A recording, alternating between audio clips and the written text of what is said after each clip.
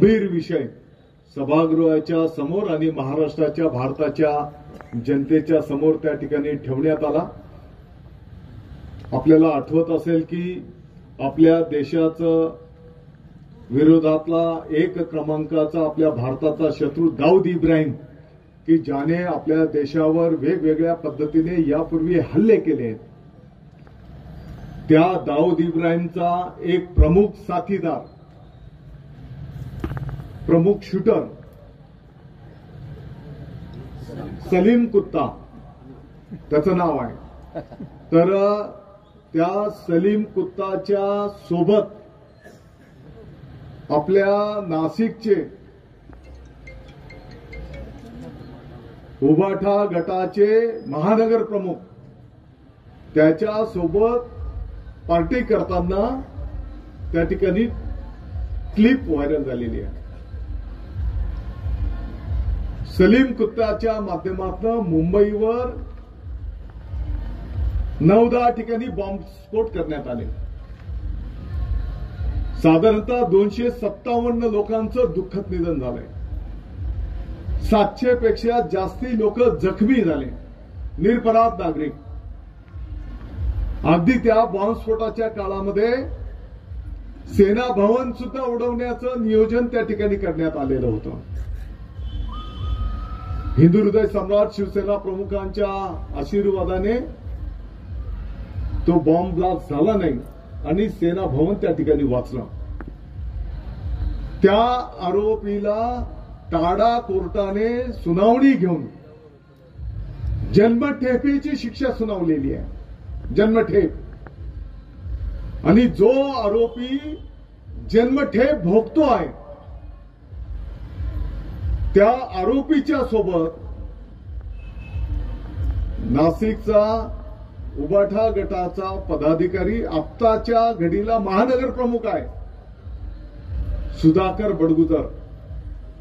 Sudhakar बडगुजरच्या form हाऊसवर त्या सलीम कुत्ताच्या सन्मानार्थ सुधाकर बडगुजरने पार्टी दिली। कदाचित तुम्ही ती क्लिप बघितली असेल, मी पण बघितली। त्या क्लिपमध्ये तो सलीम कुत्ता, सुधाकर बडगुजर आणि आणखी काही क्रिमिनल आहेत, गँगस्टर, ते मैं हूं डॉन या गाण्यावर थिरकताना दिसत आहेत।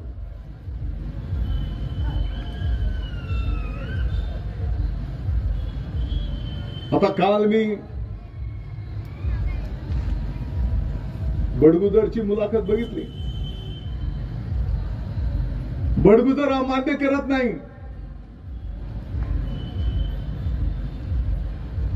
की मी तिकडे नव्हतो किंवा ते खोटं आहे असं बोलत नाही। काय बोलतो की कुठं सार्वजनिक ठिकाणी कुठं काही समारंभात भेटलं असेल तर मला आठवत नाही। अरे ज्याने आपल्या महाराष्ट्राचे, आपल्या देशाचे, आपल्या मुंबईचे 257 निरपराध लोकांचा बळी घेतला, 700 पेक्षा जास्ती लोकांना जखमी केलं, अशा देशद्रोहाच्या सोबत तुम्ही पार्टी करता? तुम्हाला लाज शरम वाटायला पाहिजे।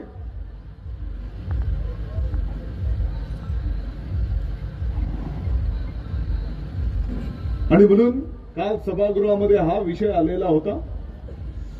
अतिशय गंभीर बाब आहे, देश विघातक हे कृत्य आहे आणि म्हणून याच्या सखोल चौकशीची मागणी काल सभागृहामध्ये त्या ठिकाणी तुम्हाला जस्ट माहिती पाहिजे म्हणून त्या ठिकाणी करण्यात आलेली आहे।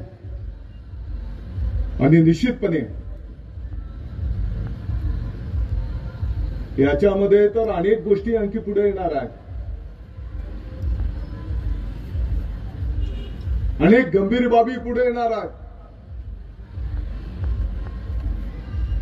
ते बोलतात ना, बात तो अभी निकली है, शुरू हुई है। कहां तक पहुंचेंगी।